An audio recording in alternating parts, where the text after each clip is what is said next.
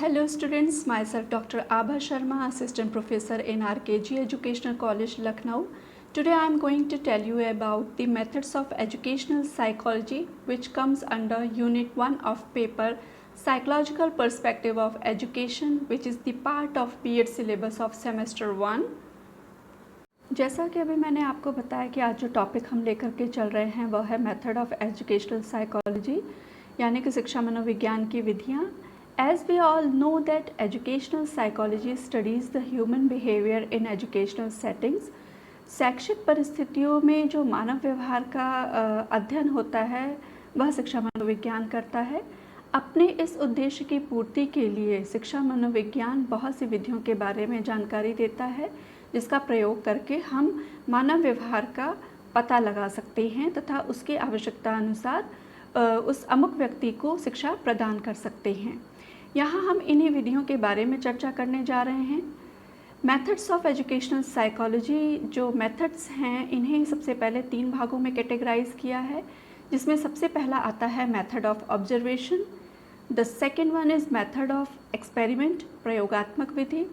The third one is method of exposition, विवरणात्मक विधि. Method of observation को 2 भागों में कैटेगराइज किया है, जिसमें सबसे पहला आता है इंट्रोस्पेक्शन मेथड, जिसे हम अंतर्दर्शन विधि कहते हैं. Then second one is extrospection method, यानी कि बहिर्दर्शन विधि. इसे हम ऑब्जर्वेशन मेथड के नाम से भी जानते हैं. इसी प्रकार से मेथड ऑफ एक्सपोजिशन को भी कैटेगराइज किया है, जिसमें सबसे पहली कैटेगरी आती है केस हिस्ट्री मेथड, जिसे हम व्यक्ति इतिहास विधि के नाम से जानते हैं. Then second one is developmental method, विकासात्मक विधि. The third one is comparative method, तुलनात्मक विधि. The next one is psycho analytical method, यानी कि मनोविश्लेषणात्मक विधि. The next one is diagnostic method, नैदानिक विधि. And the last one is survey method, सर्वेक्षण विधि. यहाँ हम सबसे पहले बात करेंगे मेथड ऑफ ऑब्जर्वेशन की, यानी कि निरीक्षण विधि की. निरीक्षण विधि के अंतर्गत सबसे पहले हम बात करेंगे इंट्रोस्पेक्शन मेथड की. इंट्रोस्पेक्शन मेथड लैटिन भाषा के 2 शब्दों से मिलकर के बना है, इंट्रा एंड स्फेयर. इंट्रा का अर्थ होता है विद इन और इनवर्ड, यानी कि अंदर. और स्फेयर का मतलब होता है टू लुक, यानी कि देखना. इस प्रकार से जो इंट्रोस्पेक्शन है इसका मतलब निकल के आता है लुकिंग विद इन, अंदर देखना. लुकिंग इनवर्ड, भीतर देखना. या observing with in one self, स्वयं का ऑब्जर्वेशन करना. या फिर हम कह सकते हैं to experience once own mental state. Introspection method के जो फाउंडर हैं वो हैं विलियम वुंड. यह बहुत ही प्राचीन विधि बताई गई है. इसे सेल्फ ऑब्जर्वेशन और सेल्फ एग्जामिनेशन मेथड के नाम से भी जाना जाता है. इसमें व्यक्ति स्वयं का निरीक्षण करता है या फिर स्वयं का परीक्षण करता है.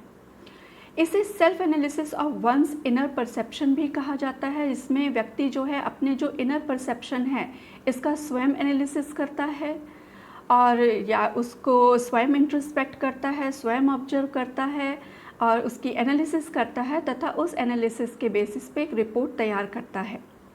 इस प्रकार से हम कह सकते हैं कि जो अंतर्दर्शन है, अगर हम अंतर्दर्शन शब्द को लेकर के चलते हैं तो इसका अर्थ हुआ अपने आप में देखना. इस प्रकार से हम कह सकते हैं कि जो अंतर्दर्शन है वह अपने स्वयं के मन का निरीक्षण करने की एक तरीके से प्रक्रिया है. अंतर्दर्शन को आत्मनिरीक्षण या अंतर्निरीक्षण विधि के नाम से भी जाना जाता है. इसमें व्यक्ति अपने स्वयं की मानसिक क्रियाओं का क्रमबद्ध अध्ययन करता है. यह एक प्रकार का आत्मनिरीक्षण है जिसमें कोई व्यक्ति किसी अपनी जो मानसिक क्रिया होती है उसका अपने मन में उत्पन्न होने वाली जो भी उसकी स्वयं की भावनाएं होती हैं, प्रतिक्रियाएं होती हैं, उसका निरीक्षण करता है, उसका विश्लेषण करता है तथा उसका वर्णन करता है.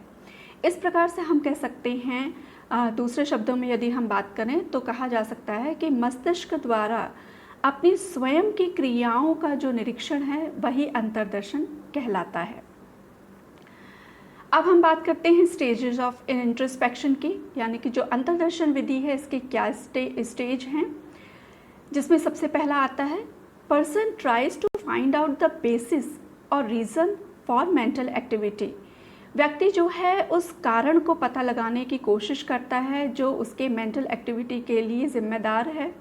या फिर यूं कहें या दूसरे शब्दों में इसको यदि हम समझने का प्रयास करते हैं तो ये निकल के आता है कि किसी बाहरी वस्तु का अवलोकन करते समय अपनी ही जो मानसिक स्थिति या मानसिक क्रियाएं होती हैं उस पर विचार करना। जब ऐसी स्थिति उत्पन्न होती है तब हम इंट्रोस्पेक्शन मेथड को यूज़ करते हैं। The second stage is think good और bad consequences of the activity. जो भी क्रिया हमने की है, जो भी प्रतिक्रिया की है, इसके कॉन्सिक्वेंसेस को जानने का प्रयत्न करना कि ये सही था या फिर गलत था। The third one is tries to understand himself and determine whether the action was desirable or not। स्वयं को समझने का प्रयत्न करना, इसके लिए हम इंट्रोस्पेक्शन मेथड को यूज़ करते हैं तथा यह जानने का प्रयास करते हैं कि जो भी हमने एक्शन लिया है या किसी व्यक्ति ने लिया है वह यह जानना चाहता है कि यह आवश्यक था या फिर नहीं। ऐसी जानकारी यदि हमें प्राप्त करनी है तो इसके लिए हम इंट्रोस्पेक्शन मेथड को अप्लाई कर सकते हैं। अब हम बात करते हैं मेरिट्स ऑफ इंट्रोस्पेक्शन मेथड की कि जो हमारा अंतर्दर्शन विधि है इसके क्या गुण हैं। सबसे पहला गुण इसका ये है कि इसमें जैसा कि हम देख रहे हैं इंफॉर्मेशन अबाउट वन सेल्फ, स्वयं के बारे में इससे जानकारी प्राप्त होती है। कोई व्यक्ति अपने आप को ज़्यादा बेहतर तरीके से जानता है, इसलिए उसके बारे में उसके द्वारा ये जानकारी प्राप्त हो जाए तो ज़्यादा अच्छा माना जाता है, ज़्यादा ऑथेंटिक माना जाता है। The second one merit is provides first hand information। Introspection method के द्वारा जो भी प्राप्त आंकड़े हैं वह फर्स्ट हैंड होते हैं, उसमें कोई भी बायसनेस नहीं होती है। The next one is it is economical and easy method. यह बहुत ही मितव्ययी विधि होती है, बहुत ही आसान विधि है क्योंकि इसमें किसी भी प्रकार का कोई खर्चा नहीं आता है। यह सर्वसुलभ है क्योंकि व्यक्ति जब स्वयं को तैयार समझता है कि हम इस विधि का उपयोग कर सकते हैं तब वह इस विधि का उपयोग करके जानकारी प्राप्त करता है।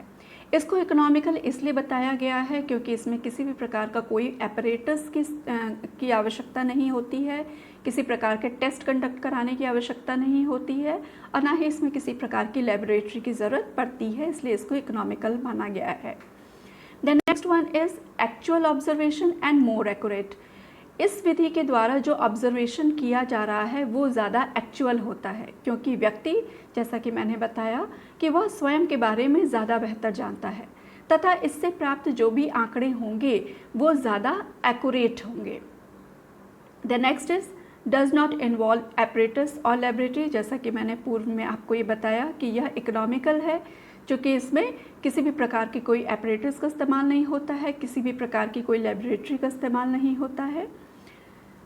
The next one is suitable during emotional experiences. जो व्यक्ति के इमोशनल एक्सपीरियंसेस होती हैं, जब वह भावनाओं से ग्रसित होता है, उस समय इस विधि का उपयोग सर्वाधिक अच्छा माना गया है, इसको अधिक महत्वपूर्ण माना गया है क्योंकि उसके इमोशनल फीलिंग के बारे में उस समय व्यक्ति क्या फील कर रहा है वह इस विधि के माध्यम से ही जानकारी उसकी प्राप्त की जा सकती है।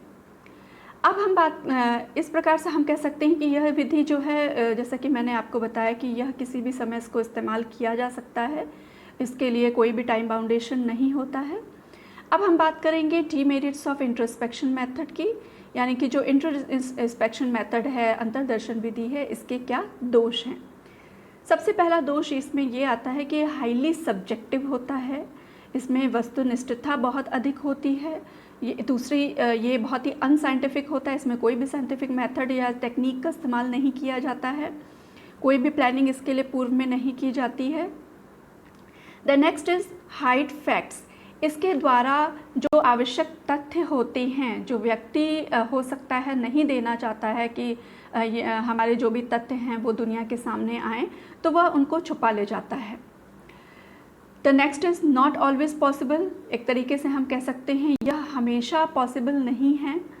ज़रूरी नहीं है व्यक्ति अपने आप को बताए कि हम इस समय तैयार हैं या वो तैयार हो, तो इसलिए एक दोष इसमें इस विधि का ये भी आता है। The next is narrow application. चूँकि एक व्यक्ति विशेष पे केंद्रित होता है इसलिए इसको अप्लाई हम नहीं कर सकते हैं, इसको जनरलाइज नहीं कर सकते हैं। ये बहुत ही नैरोअर सेंस में हम इसको अप्लाई कर सकते हैं जो उस व्यक्ति विशेष के जैसे गुण रखता होगा। The next is tendency towards changes.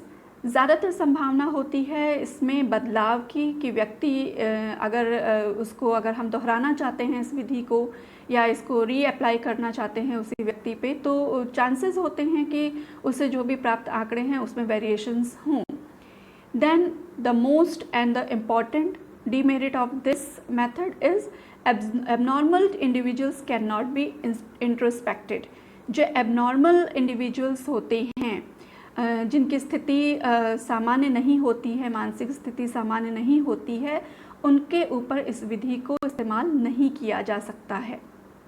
उनके ऊपर हम इस विधि का उपयोग करके उनके मन की जो भी फीलिंग्स है उनको प्राप्त नहीं कर सकते हैं। ये हो गया हमारा इंट्रोस्पेक्शन मेथड। अब हम बात करते हैं ऑब्जर्वेशन मेथड के दूसरे मेथड की, जो है एक्सट्रोस्पेक्शन मेथड, जिसे हम ऑब्जर्वेशन मेथड के नाम से भी जानते हैं। ऑब्जर्वेशन मेथड भी लैटिन भाषा के शब्द से बना है जिसको ऑब्जर्वर कहा जाता है, जिसका मतलब होता है टू कीप ओपन। यानी कि जो ऑब्जर्वेशन मेथड है वो क्या है, लुकिंग आउटसाइड वन सेल्फ, यानी कि बाहर की ओर देखना। अब हम इसमें हम आगे बात करते हैं। जैसा कि अभी मैंने आपको बताया कि जो एक्सट्रोस्पेक्शन मेथड है उसे ऑब्जर्वेशन मेथड के नाम से भी जाना जाता है। The process of gathering information by looking, इसमें हम बाहर से किसी दूसरे व्यक्ति का हम अवलोकन करते हैं तथा आंकड़ों को प्राप्त करने का प्रयत्न करते हैं।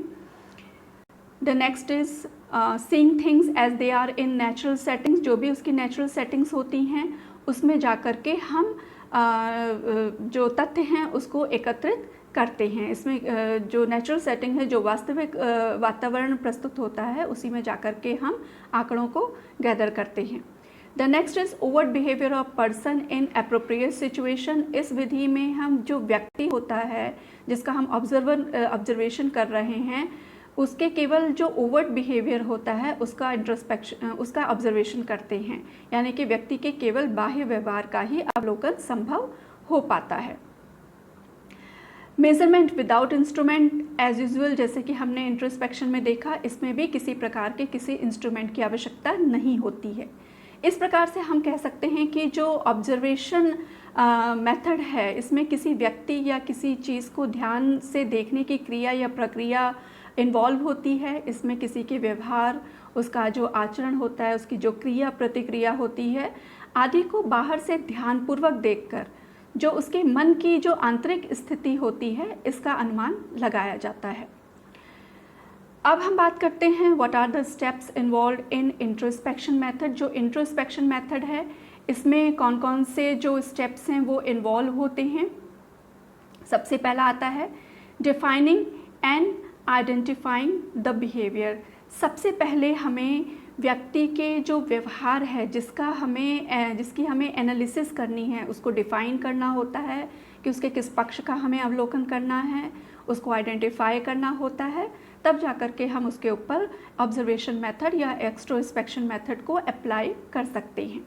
The next step is observation. जैसा कि मैंने अभी आपको बताया, जब हम डिफ़ाइन कर लेते हैं, आइडेंटिफाई कर लेते हैं बिहेवियर के उस पक्ष का जिसको हमें ऑब्जर्व करना है, तब हमारा ऑब्जर्वेशन स्टार्ट होता है। Then next step is making note of the behaviour. जो भी हम ऑब्जर्वेशन कर रहे हैं ओवर्ट बिहेवियर का, उसके लिए हम नोट्स तैयार करते हैं, उसके डेटा को गैदर करते हैं। The next is the analysis and interpretation of data. ये इसका फोर्थ स्टेप है। जब हम डिफ़ाइन कर लेते हैं, आइडेंटिफाई कर लेते हैं बिहेवियर को, उसका ऑब्जर्वेशन कर लेते हैं, उससे रिलेटेड जो डेटा है उसको गैदर कर लेते हैं, फिर हम उस डेटा की एनालिसिस करते हैं या जो भी नोट्स हमने तैयार किए हैं, जो पॉइंट्स हमने नोट डाउन किए हैं उसकी एनालिसिस करते हैं और उसका इंटरप्रिटेशन करते हैं। The last step is generalisation. जब इंटरप्रिटेशन कर लिया जाता है फिर हम उसके आधार पे उसका सामान्यकरण करते हैं, उसको जनरलाइज करते हैं। Now come to the what are the types of observation method जिनका इस्तेमाल करके हम ऑब्जर्वेशन कर सकते हैं। सबसे पहला आता है पार्टिसिपेंट ऑब्जर्वेशन, जिसमें जो ऑब्जर्वर होता है वो ऑब्जर्वी के साथ पार्टिसिपेट करता है, उसके साथ इन्वॉल्व होता है, उसके साथ भागीदारी अपनी प्रस्तुत करता है और पूरी तरीके से उसका अच्छे से अवलोकन करता है। इस प्रकार का जो अवलोकन किया जाता है उसे पार्टिसिपेंट ऑब्जर्वेशन कहा जाता है। The next is non participant observation, यानी कि ये पार्टिसिपेंट ऑब्जर्वेशन का जस्ट अपोजिट होता है। इसमें ऑब्जर्वर ऑब्जर्वी को पार्टिसिपेट नहीं करता है, उसके साथ इन्वॉल्व नहीं होता है, उसके साथ प्रतिभागी नहीं बनता है, बल्कि दूर से उसका अवलोकन करके डेटा को गैदर करता है। The next is semi participant observation, या उपरोक्त दोनों का मिश्रण है। जैसा कि हम देख पा रहे हैं, इसमें जो ऑब्जर्वर होता है, यदि उसे लगता है कि हम ऑब्जर्वी के साथ पार्टिसिपेंट बन जाएं तो बेहतर तरीके से ऑब्जर्वेशन कर सकते हैं, तो वो ऑब्जर्व करता है, पार्टिसिपेंट की भूमिका निभाता है। और जब उसे लगता है कि अब हमें किसी भी प्रकार के पार्टिसिपेशन की ज़रूरत नहीं है, हम इसका बाहर से अवलोकन करके डेटा गैदर कर सकते हैं, तो उससे अलग हो जाता है और एक नॉन पार्टिसिपेंट की भूमिका निर्वहन करता है। इस प्रकार की जो भी क्रिया की जाती है, इस प्रकार से जो भी ऑब्जर्वेशन किया जाता है, उसे सेमी पार्टिसिपेंट ऑब्जर्वेशन कहा जाता है। आगे नेक्स्ट जो इसका टाइप है वो है स्ट्रक्चर्ड ऑब्जर्वेशन। जैसे कि नाम से ही क्लियर है, एक संरचना प्रस्तुत कर ली जाती है, तैयार कर ली जाती है, उसी संरचना उसी दायरे में रह करके ऑब्जर्वेशन किया जाता है। जब इस प्रकार से हम ऑब्जर्वेशन करते हैं तो उसे संरचित ऑब्जर्वेशन, निरीक्षण या फिर स्ट्रक्चर्ड ऑब्जर्वेशन कहा जाता है। The next is unstructured observation. इसमें कोई भी संरचना पूर्व में तैयार नहीं की जाती है, ऑल ऑफ ए सडन कुछ ऐसी चीज़ें हो जाती हैं जिसको लगता है ऑब्जर्वर को कि इन्वॉल्व करना चाहिए, तो वो इन्वॉल्व करता है, और जो भी पूर्व निर्धारित उसके जो कह सकते हैं पॉइंट्स होते हैं, या जो भी उसने एक क्राइटेरिया तैयार किया है उसके अंतर्गत रहता नहीं है, बल्कि उससे अलग रह करके एक फ्री हो करके अपना ऑब्जर्वेशन करता है। अब हम बात करते हैं मेरिट्स ऑफ ऑब्जर्वेशन मेथड की। जो निरीक्षण विधि है उसके क्या मेरिट्स हैं, उसके क्या गुण हैं। सबसे पहला गुण है कि ये बहुत ही साइंटिफिक टेक्निक है, क्योंकि इसमें हमने जैसे कि देखा अभी कि स्टेप्स इन्वॉल्व होते हैं, यानी कि एक प्रॉपर तरीका है, एक सिस्टमेटिक कह सकते हैं प्रोसीजर को अप्लाई किया जा रहा है, एक प्लान्ड वे में कार्यक्रम को पूरा किया जा रहा है, विधि को यूज़ किया जा रहा है, इसलिए इस विधि को साइंटिफिक कहा गया है। Then next merit is no biasness. इसमें किसी भी प्रकार का कोई बायसनेस नहीं होता है, जो भी ऑब्जर्वर ऑब्जर्व कर रहा है उसी के बेसिस पे वो इंटरप्रिटेशन करता है। The next is children of all age. जैसा कि हमने देखा इंट्रोस्पेक्शन में कि इसमें हम सभी आयु वर्ग के जो बालक होते हैं उन पे इस विधि को इंट्रोस्पेक्शन विधि को इस्तेमाल नहीं कर सकते हैं, बल्कि ऑब्जर्वेशन मेथड जो एक्सट्रोस्पेक्शन मेथड होता है, इसमें हम सभी आयु वर्ग के बालकों पे इसको अप्लाई कर सकते हैं। साथ ही साथ जो एबनॉर्मल चिल्ड्रंस होते हैं, एबनॉर्मल पर्सन्स होते हैं, उनको भी इस विधि द्वारा ऑब्जर्व किया जा सकता है।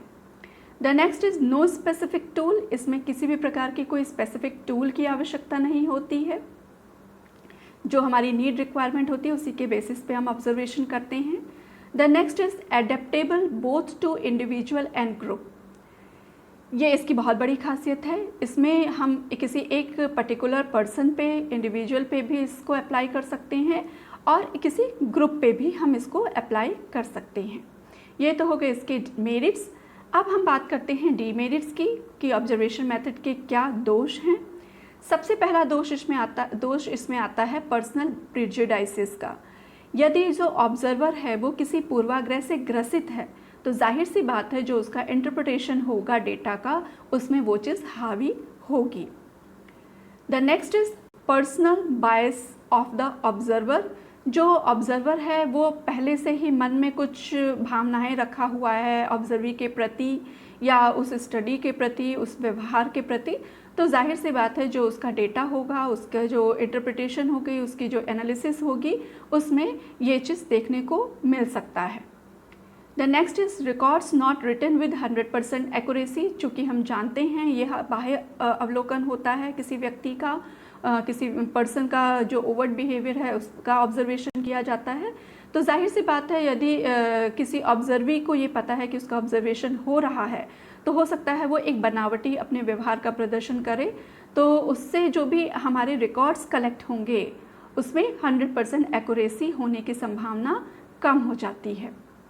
Then reveals overt behaviour only, जैसे कि अभी मैंने आपको बताया कि इसमें केवल और केवल बाह्य व्यवहार का ही अवलोकन होता है, तो जाहिर सी बात है कि जो बाह्य व्यवहार है उसको ही रिवील किया जाता है। ये तो हो गए डिमेरिट्स ऑफ ऑब्जर्वेशन मेथड। अब बात करते हैं कि आज हमने इस लेक्चर में किन किन पॉइंट्स को देखा। जैसा कि हम जानते हैं कि आज जो टॉपिक हम लेकर के चल रहे हैं वह है मेथड्स ऑफ एजुकेशनल साइकोलॉजी, शिक्षा मनोविज्ञान की विधियाँ, जिसमें हमने मेथड ऑफ ऑब्जर्वेशन के बारे में पढ़ा। इसमें दोनों जो इसकी विधियाँ हैं, इंट्रोस्पेक्शन मेथड अंतर्दर्शन विधि और एक्सट्रोस्पेक्शन मेथड यानी कि बहिर्दर्शन विधि के बारे में आज हमने जानकारी प्राप्त की। आज के लिए बस इतना। Thank you.